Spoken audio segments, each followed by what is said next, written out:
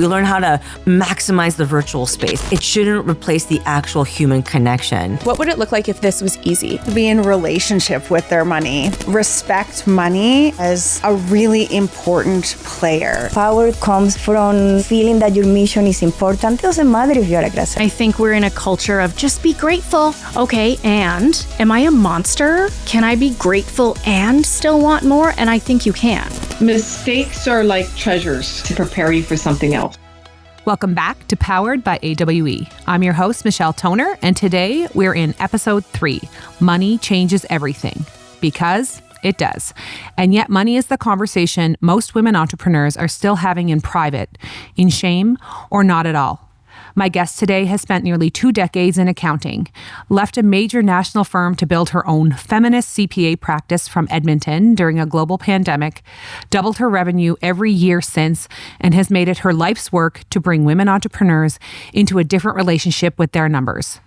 Alicia Fowler, welcome to Powered by AWE. Thank you so much for having me. I'm so excited to talk to you. I'm a little bit of a numbers nerd, love spreadsheets, and always thought that I might myself go into accounting and then never did, which is probably a good thing. It was my worst course when I did an MBA, but there we have it. Most accountants don't describe themselves as feminists first, but you do. Is that accurate? Okay. When did you realize that your professional identity and your values identity were the same thing and that you weren't going to separate them? Wow. Oh, that's a good question. I think I've always been a feminist at heart. Feminist in accounting definitely feels like a swear word and something that we're not allowed to talk about. But really at its core, feminism is equality for all genders, all people. I think that throughout my life, I've always championed equality, championed women being at the decision-making table. And really, I decided to step into being a feminist accountant or identifying as a feminist accountant openly during the pandemic, as you said. I had been working for an accounting practice, a national accounting practice, and I stepped away during the pandemic when I found myself at home with 2 little girls. They were 7 and 2 at the time. And I really was looking for an opportunity to work more flexibly so I could support the numerous caregiving positions I found myself in. Mm-hmm. I still wanted to work very much in accounting. I find a lot of fulfillment and value in the work that I do, but I wasn't able to find a good fit for myself and my family at the time. And so I thought, this is a time of social transformation. I really would like to do something different for myself and my family and my community. Let's see what happens. So I started asking around the business community here in Alberta, a lot of women entrepreneurs asking, is there a space for women-led accounting practice? Is this even a thing? And door opened after door opened. Like every door that opened, I stepped through, and the answer was yes. There was absolutely a need for women-led accounting practice. I started gathering a lot of information about what that would mean and what sort of gaps existed in the market for women entrepreneurs. And I thought, well, okay, now's a great time to lean into this and see what happens. I put up a post on LinkedIn. I registered a firm with CPA Alberta and hired 2 women. And within 24 hours, I'd replaced my income and off we went. Wow. What does it mean to be I have 2 questions because one, it fascinates me that the concept of a woman-led accounting firm was that foreign. And was it that foreign? Was there none? Or was it just so rare? It is quite rare. Women in accounting, there are many women in accounting, but not that many women in accounting in leadership positions. Okay. I did find throughout my career that most of the people in leadership positions in the accounting world are men, and that most of the workers in accounting are women. And really the conversation was, why? Why is this? Mm-hmm. If they can do it, why can't we do it? And so I just gave it a shot and found out we can absolutely do it. There's no difference. There are other women-led accounting practices for sure, but most of them are solo practitioners. They work alone or have very small practices. And how large is your practice? Yeah, right now we have 8 team members, so 4 CPAs and 4 bookkeepers, and we have about 100 clients across the country. Wow. And tell me what it means to be a feminist accountant versus just a woman accountant. Yeah, a feminist accountant. So I definitely lean into feminist leadership. And to me, that means working collaboratively, providing equal opportunities for myself, my team members, and the clients that we support. It means providing financial information in a way that represents the people that we're serving, and providing information in a way that women often don't get access to financial information. So ensuring that we're providing information on other times and terms, providing clarity, working collaboratively with clients in ways to deliver the information and receive feedback. And yeah, it's really just about providing an environment where women feel represented and feel comfortable asking questions. A whole different way of approaching a traditionally dominant male and masculine enterprise, I would assume. Absolutely. Yeah. So you, like many women, then took a step back from your full-time career during the pandemic. Absolutely, yeah. And I heard a statistic, and I'm probably not going to quote it right, but I think it was almost like 99% of the people who stepped out of their career during the pandemic were women. So men weren't leaving their jobs to stay at home with their kids, but many, many women were. There a moment that preceded that where you thought, okay, I'm home with the kids, I'm going to do this for myself? Did it come before the pandemic, or was it you were home with the kids and thought, hey, I like this freedom to a certain extent, while there wasn't a lot of freedom during those times, but I like the flexibility that this affords me, and maybe I can do both things? Yeah, absolutely. I had thought about starting my own accounting practice prior to the pandemic, but hadn't really pursued that because I didn't really have the need to.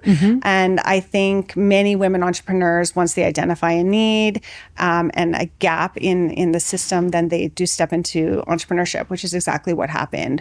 During the pandemic, it was very difficult to manage my 7-year-old's school schedule, my 2-year-old's very bumpy caregiver schedule. Daycare's opening, closing. If there were symptoms, we weren't able to take the kids to daycare. And so I really wanted to find a way that I could be the mom I wanted to be, which is incredibly important to me, while at the same time continuing to be a professional and doing the work that I was trained to do and really like to do. And I could also see that women around me, other CPAs and bookkeeping specialists, were really struggling to find places for themselves at the same time as I was. And I thought, well, let's just see what we can do together and really provide a work environment where we can be both. It's not either or. We can be our full selves and live our real lives while at the same time as practicing our craft. Okay, well, the question that I had next was that, you had publicly stated that the goal of your business was not just to save rich people tax dollars. That's courageous to say out loud, especially in a profession as traditional as accounting. Like having a strong accountant is, one of the tools to saving you those tax dollars. So was there any cost to saying that publicly? Did people look at you in a way that was unfavorable? Or was there a whole pool of clients that was like, hell yeah, that's my girl? Yeah, so I absolutely am not the accountant for everyone, but I do know that every single person needs an accountant, just like they do a doctor or at some points in their life, a lawyer, whatever it is. But it is finding the right fit between myself and the client. If that relationship is going to work out, then yes, let's move forward. But it definitely has to be a values aligned relationship for myself and for the client. And it's a long-term relationship. And so saying that out loud, that my goal is really to support women, entrepreneurs and social impact leaders, and not to save rich people tax dollars, does filter out a certain segment of our country, really, as I'm working with entrepreneurs across the country. But really leaning into the values alignment piece attracts the right kind of people that I want to work with and who want to work with me. I definitely had some people on LinkedIn block me for saying whatever I want to say online, which, I mean, it could be the feminist angle. It can be just saying that my goal is to support women entrepreneurs. And that does include saving taxes, of course, and not overpaying where you don't need to. But it is also primarily about supporting transparency and providing clarity and financial information. But yes, I do have people that don't like my message, and that's okay. I probably don't like their message either. And so it's not worthwhile pursuing a relationship. Two thoughts come to mind. One is about the difference between transactional accounting and relationship accounting. And the second is, what gave you the confidence to get to that point to say, actually, I don't care anymore? And not that you don't care, but that you were, strong enough in your values to say, this is what I really want. And okay with kind of eliminating or removing those clients that you didn't necessarily want or need. Yeah. I think entrepreneurship really teaches you a lot about yourself. I'm sure you see that with all of many of the women that you work with. But getting really clear on who I am, what my values are, and what my goals are allows me to stay on a trajectory that I'm headed in. And it does mean saying no to a lot of things outside of that trajectory. Saying yes to some things might take me on various detours along the path, but being really clear on who I am, what I want, and where I'm going allows me to say yes to the people I want to work with, the relationships I want to pursue, and say no to others that aren't a fit. There is a cost to that for sure, but I think the cost is greater to say yes to things that don't feel aligned. And having the confidence to do that, coming back to that question, it really is just diving deep into who you are as a person and determining what it is you want in life. And just, it's not even about confidence. It's about living in integrity and saying, this is where I'm going, and having the self-respect to say, I'm listening to myself and not the other noise around me. That's so powerful. And when we look at the success of entrepreneurs and entrepreneurship, I think those that are able to sooner live in their truth and be authentic are those that have longevity.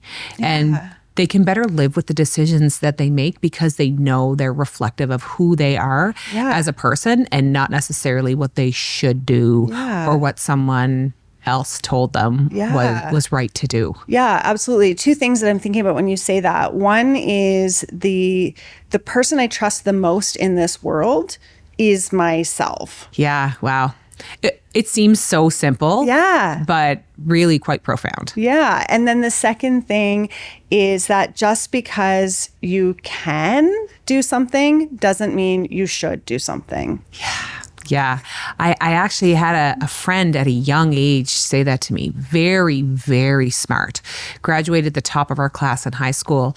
Went to university for a year, didn't really love it, and then dropped out and proceeded to work in a local restaurant, and everyone was all in a tizzy about it. She's like, just because I can get a degree in math doesn't mean I have to. Yes. And again, what inner peace and confidence comes with knowing that and trusting yourself that everything's going to be okay because you're being true to who you really authentically are. So marketing is a whole other piece of business.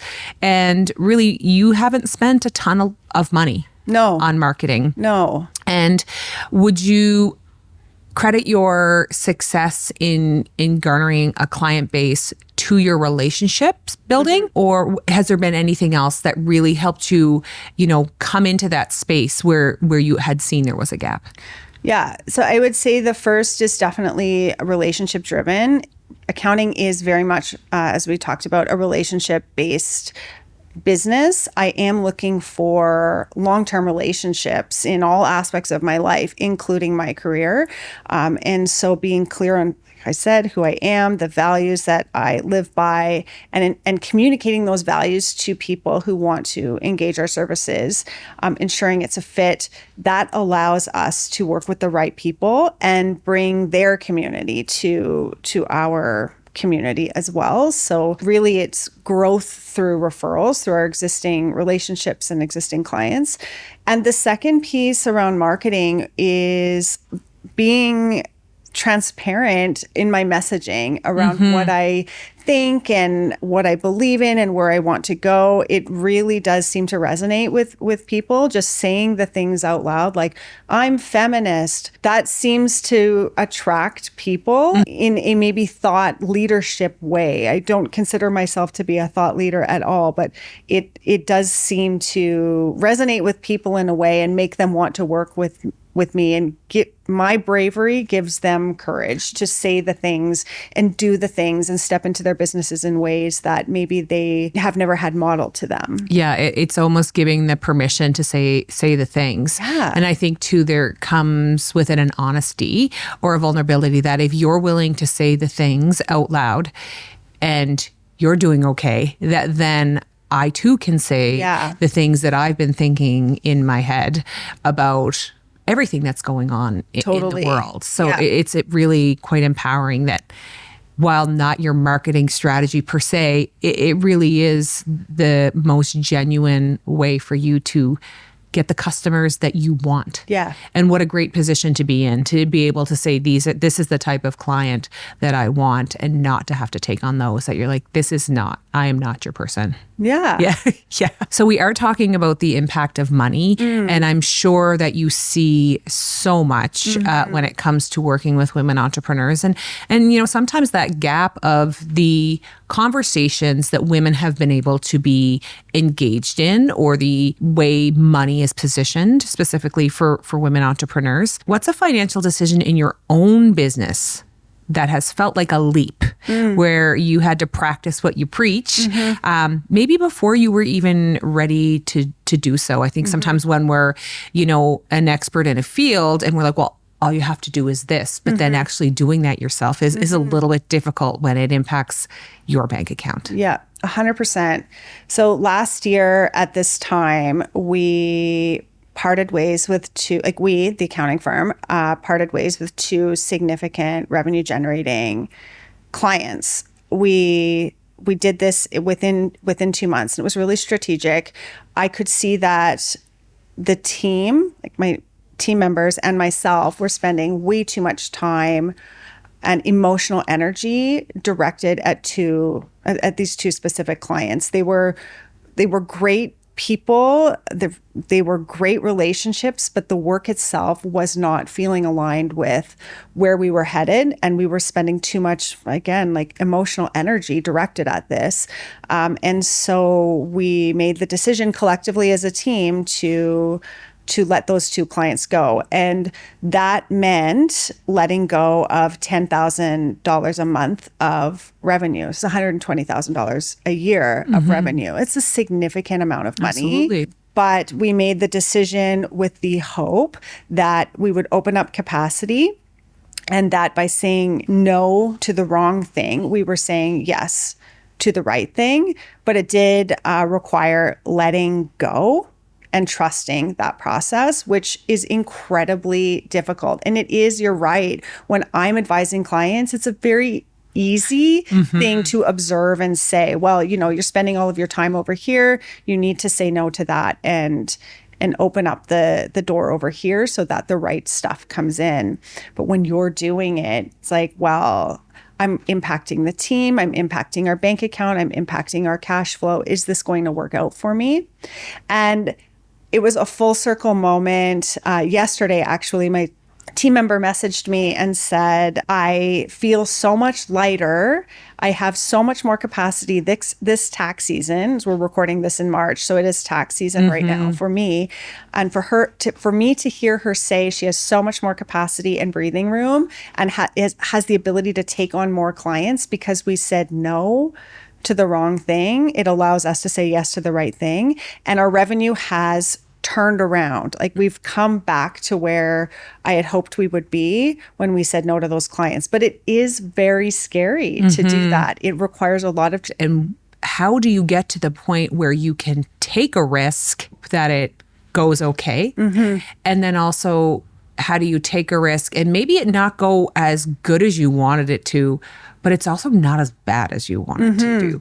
So in accounting, lots of risk taking. Has there been any instances where you've taken a risk that maybe didn't pan out like you wanted it to, but also wasn't the worst case scenario either? And how do you balance that whole process? Oh boy, yes. So I'll use this example of parting ways with those two clients. It definitely wasn't like a quick rebound where we'd replaced $10,000 of income monthly the next month. It took time, but the process of weighing that out was looking at both. This is a very accountant-y thing to say, but weighing both quantitative and qualitative components of the decision. So not just going with my gut, which is important, but also weighing out the actual financial implications of this, looking at time spent by the team, looking at our existing client base and their projected revenues associated with each of those, looking at pricing and where we need to increase pricing, looking at cash flow impacts, looking at our team structure and possibly letting people go if that needs to happen. It's not the easiest decision, but it is a very real part of entrepreneurship. So looking at all of those factors allows me as an accountant to feel confident in a foundation of my decision making. And then looking at the qualitative components, which would be like, what is the emotional energy that we're directing at this? How do I feel about this decision? What are the relationships that I'll be able to generate if I have more space and time? Where do I want to go strategically with my business? So looking at all of that stuff and combining the two and then coming up with a recommendation for myself and following through with it. So risk analysis, you're right, is a very important and very everyday part of being an accountant. When it does come to you, or to myself, it is more personal, but following a practiced analytical way of thinking or methodology really supports my decision making. I can't help but think, I don't know if you've ever watched the TV show This Is Us. Yes. And yes. Randall and Beth would say, okay, let's talk about like worst case scenario. And I can't help but think that sometimes where it's like, okay, we're going to make this decision. Okay, what's the worst case scenario? Someone steals all our money and tomorrow we've got to close the doors. Or we have to fire everybody and nobody can pay their bills. And you're like, okay, if that is to happen, what are the things that we put in place to make sure we don't have worst case scenario? Yeah. And then, the sky's the limit on best case scenario for sure. But weighing those factors and whether they are qualitative or quantitative, but going through that process of saying, okay, what could happen? Yeah. And do we have a strategy in place if that piece was to come to fruition? Yes. And I would say that having the right partners in place, the right financial partners in place is incredibly important, and having a good relationship with those financial partners. So that includes AWE and the financing that they have provided me as a business owner and do provide to our clients. So ensuring that you have a good relationship with that potential financing opportunity did allow me a bit more freedom, because I knew if we make this leap, I have, and it doesn't go as I want, I have financial backing from my financing partner to support me. And the other relationship that's important with that is having a good relationship with my bank. I bank with ATB, and they, are always there if I need, an increase to a line of credit or support with cash flow, or even conversations around AR and AP management. Like these relationships are incredibly important and allow me to have more confidence when taking risks. Yeah. ATB is a great partner to AWE as well. And you almost read my mind because the question was going to be about financing. So you mentioned AWE financing. What brought you to AWE specifically, and how did you make your way to AWE from a financing perspective, given that you do know a lot about money and banking, which is sometimes a barrier for many women entrepreneurs? Yeah, I think it's a barrier for myself as well. So speaking about getting financing, it's not a comfortable experience for women, myself included. I think coming to the table as an accountant to a lender, I feel like, yes, I should have the confidence to ask for this, but myself, like many other women entrepreneurs, have the story that debt is bad. And what debt did for my business was it helped me grow very quickly in a way that I wouldn't have been able to do if I was just bootstrapping and using my existing cash flow to support my future expenses. How did I come to know about AWE? Honestly, I don't know. I think I researched all of the different funding opportunities that could exist in Alberta as a woman entrepreneur, and AWE, of course, is top of the list. I think that's such an empowering point to say that you, as an accountant, somebody with a master's in professional accounting, still feels that angst or uncertainty in going to a bank and having that conversation. Absolutely.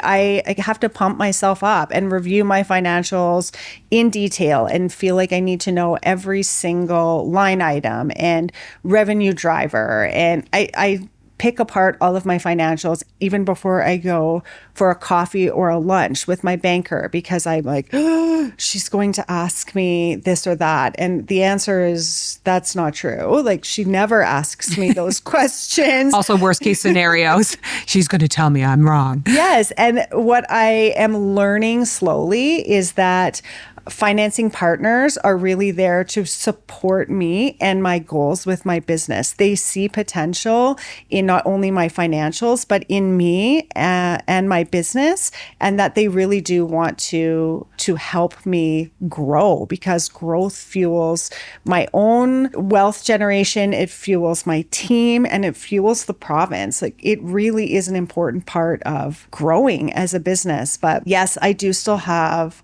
imposter syndrome and feel like maybe I'm not worthy of that cash flow that cash influx into my business, that maybe that should go to someone else who's more deserving. Like, we're all in the same boat with these conversations. It's one thing for me to advise a client and help them prepare for a financing conversation. That's easy. When it's myself, it's a whole different ballgame. Where do you think that comes from? And not to play therapist, and not just for you, but for all women, where is the conversation happening that men actively seek financing and women try and bootstrap? What is it, do you think, that is creating that narrative for women that debt is bad, but men are not having that same story? That's a great question. I assume that it's systemic. We haven't been invited to the table to have money conversations until quite recently in North American history. We don't feel practiced. We don't have the skills. We don't have the language. We have this narrative in our minds that we don't know how to have a money conversation, when the reality is that women are balancing budgets all of the time. We are managing households, which is a very complex money coming in, money going out, projecting, budgeting situation. It's no different than running a business. If you have those skills to manage a personal budget, you certainly have the skills to manage a business budget, especially when you get going. I also think women often have a scarcity mindset where we want to reserve and hold on to as much as we can. Just in case. Just in case. Yeah. I'm not sure why or if it's different for men between men and women. They might also have a scarcity mindset. I'm not sure what what's going on in their brains. Yeah, I don't know. But I do know from personal experience, like going into a bank, I am not met with the same opportunity as men are when I go into the bank. I recently needed to do a shareholder buyout to do a restructure in my business. And when I went to a traditional lender, I wasn't invited to the same conversation as my male counterparts are when they're doing a shareholder buyout. I did find support through my existing bank, ATB. It was a completely different conversation. The W by ATB initiative really felt supportive and leaned into my particular situation. But I think a lot of times the institutions themselves aren't educated on how to support women and their various complex needs. Right. I've had so many wonderful conversations with the ladies from W by ATB and talking about gender inclusive language and processes. And I've learned so much in a very short period of time from them. And it is those little things that make a difference. It's a wonderful, wonderful program. And I feel so fortunate to have them as such a great partner for the organization as well. What is a money mistake that you do see women entrepreneurs making most often? I would say underpricing is a very big problem that women entrepreneurs have. It does come back to this idea of self-worth, I think. It's like, okay, why do you not feel confident asking for what you deserve in the service you're providing or the product that you're making?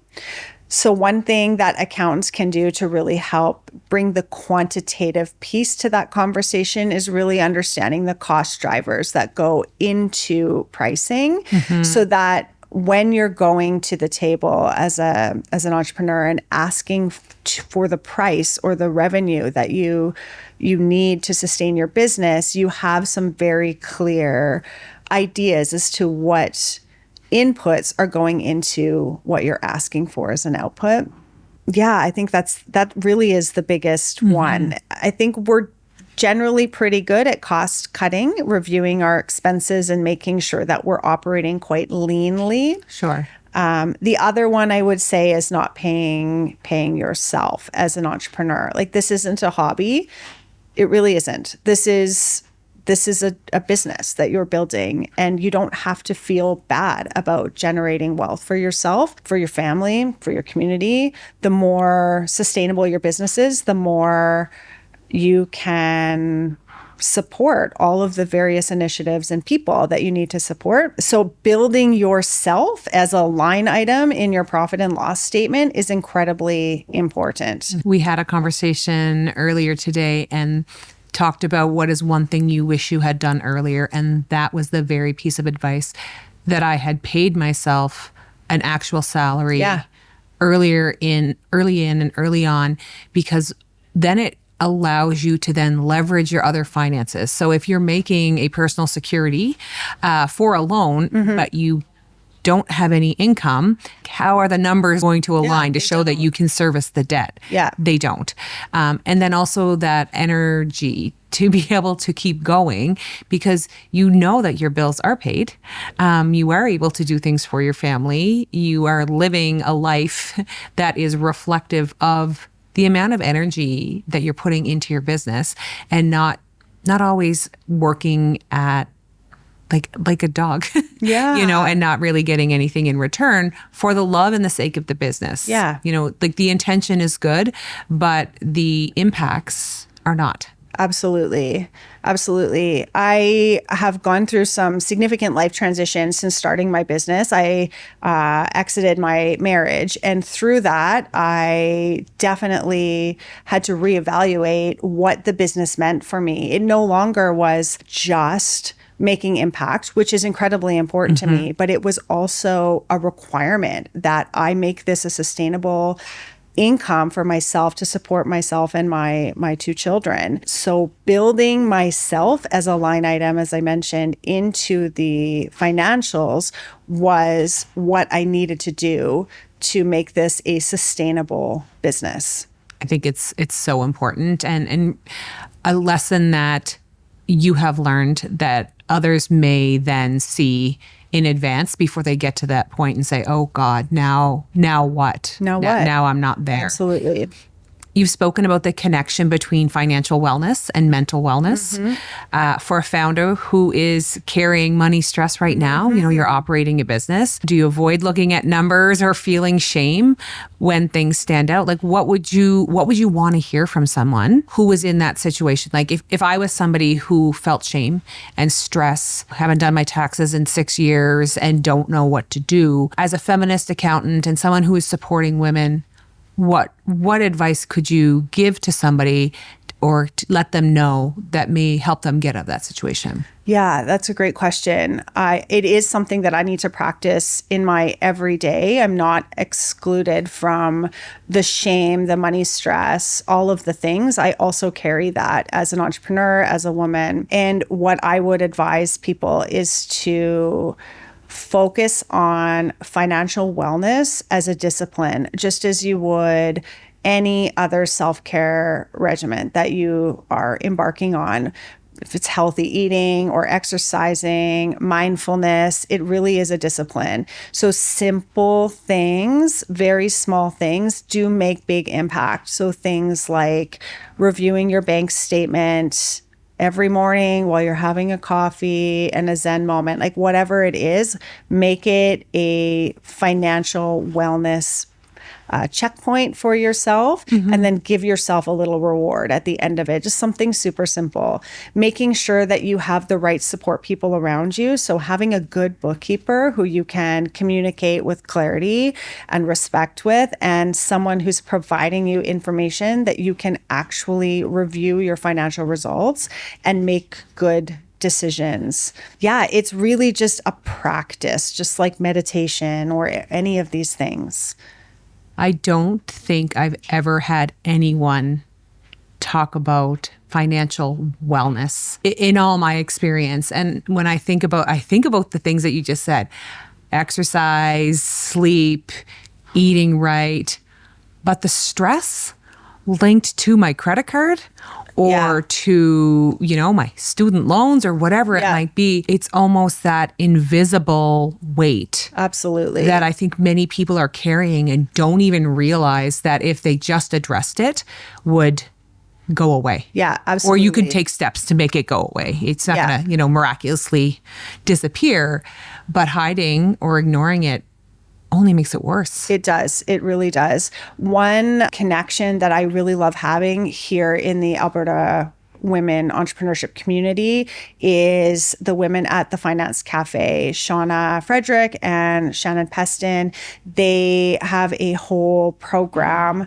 around supporting women with their financial wellness and debunking these really shameful conversations and ensuring that you have the language and the information you need to make good decisions for yourself, and have these they talk about going on a money date with yourself, like going to a nice restaurant, having a glass of wine or whatever your thing is, and opening up your bank statements and going on a date with yourself and a little check-in, like where are we at, where have we been, and where are we going, and how do we make our goals a reality? I think that is so powerful. And again, I think you were reading my mind, because my next question was, what is the biggest money myth that gets repeated in entrepreneurship circles that your experience, both as a founder and as an accountant, just doesn't support? Biggest money myth. Or even a practice,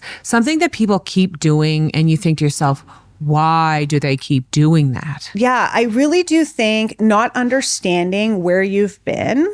So this really does come down to having a good bookkeeper and making sure that you have someone keeping track of what has happened in the past, is that information really does tell you what decisions you've made in the past. It's an emotional journey to look at what you've done in the past and to look at it and be like, okay, am I going to continue down this path? Or am I going to make some small changes? Do I need to increase my pricing? Do I need to decrease spending on learning and development? Do I need to stop marketing spend because it's clearly not attaching itself to increased sales? What decisions have I already made that are impacting me now, and what changes do I need to make moving forward?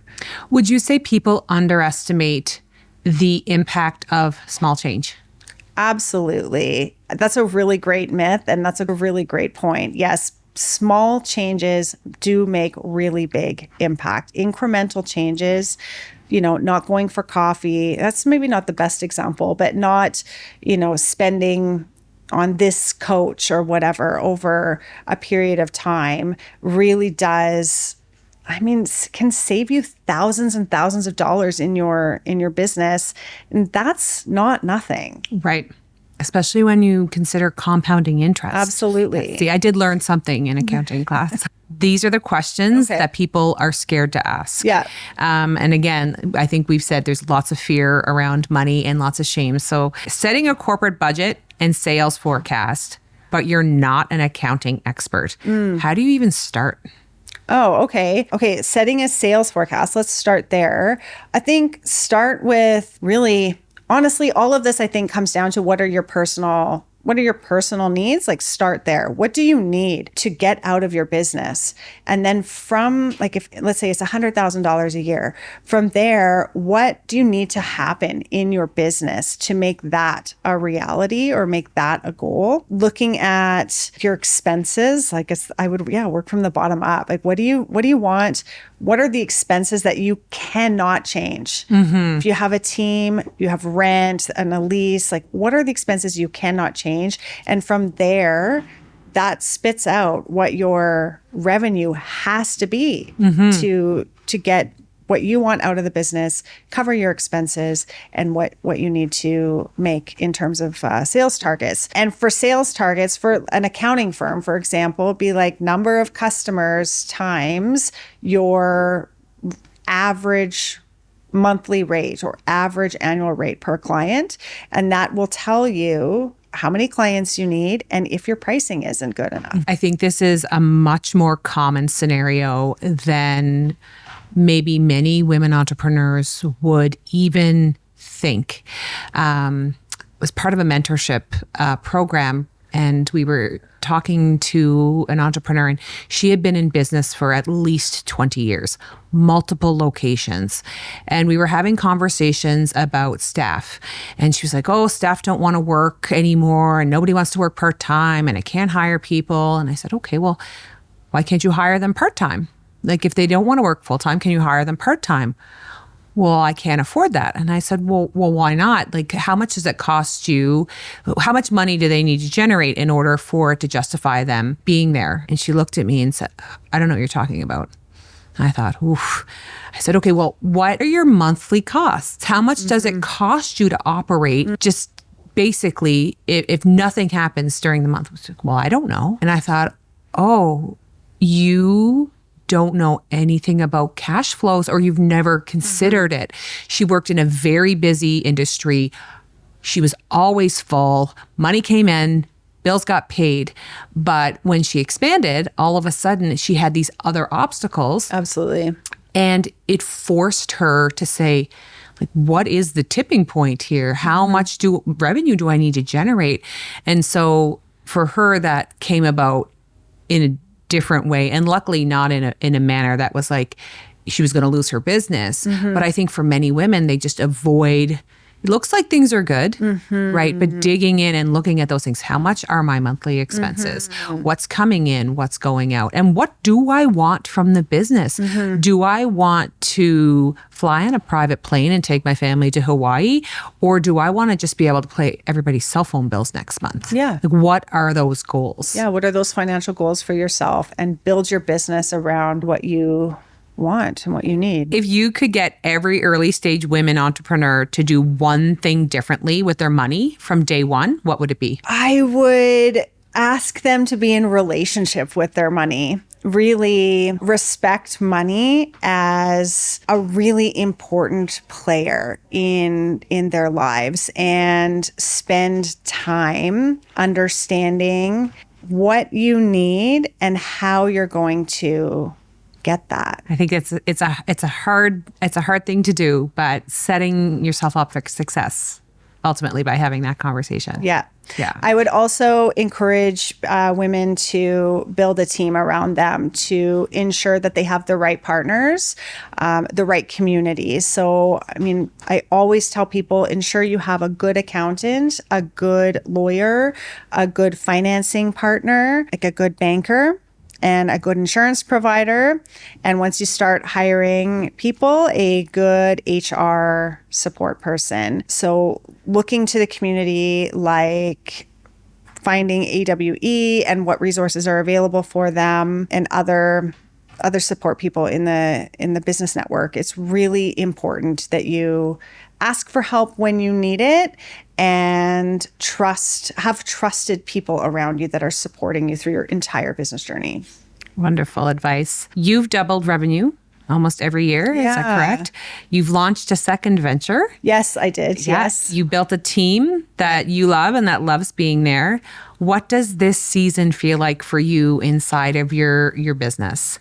Yes, I'm really proud of the business that I've built and the life that I've created for myself and my family. I am looking now to refine what we've done, digging deep into the customers that we have, understanding more about what's important to them and why they're continuing to partner with Maude as an accounting partner, and really figure out what next stage I want to go. What does growth look like for me? Is it organic, or is it, acquisition? Is it scaling really significantly? I don't really know the answer to that. We've been in business now for 5 years, which feels like a really great milestone to evaluate what is next for Maude. I think for now, it's really evaluating and analyzing where we've been and where we are. What number are you most closely watching right now from your financial? Yeah. I am really focused on profit right now, which does impacts from both the revenue side and the expenses side. So leaning into both, understanding what my costs are and how those are translating to revenue. Okay, and I was going to ask, what do you think the first step is for women who maybe, are feeling a little called out or not have addressed the numbers? But I think, we've had multiple touch points on that, where it's develop that relationship with your accountant. Find someone who is values aligned with you and just start having those conversations. Much like a gym membership, I think having an accountant is only good if you actually use them. So our closing question, I guess, is what is the question that you would leave for the next entrepreneur that you think is going to generate, a conversation and provide input, insight, a learning opportunity for the next female entrepreneur? Yeah, that's a great question. I love the idea of failure. There are a lot of feelings around failure, right? Like all of the stuff that goes underneath of it. But to me, failure really is a driver for success. Like understanding, I'm so analytical, like understanding what the things are that made the failure happen and how do you work through that and how does that drive you to better consequences, like positive consequences instead of negative ones. So I would like to know from the next entrepreneur that you interview, what failure has provided them a catalyst to a positive outcome for them. I think that's a fabulous question. Every single question just gets so much better. It's just so great to see the mind of women entrepreneurs and what they know will spark another conversation that's going to help another entrepreneur on their journey. Alicia, this has been so wonderful. Thank you. So glad we didn't even get to a lot of the questions that we had, because I think it went in such a great direction. Thank you so much for being here. And thank you for being part of the AWE community. Thank you for having me. It's been a pleasure. My pleasure. Alberta Women Entrepreneurs is where women find the confidence, capital, and community to grow their business. Whether you're just starting or scaling up, AWE is here to support you every step of the way.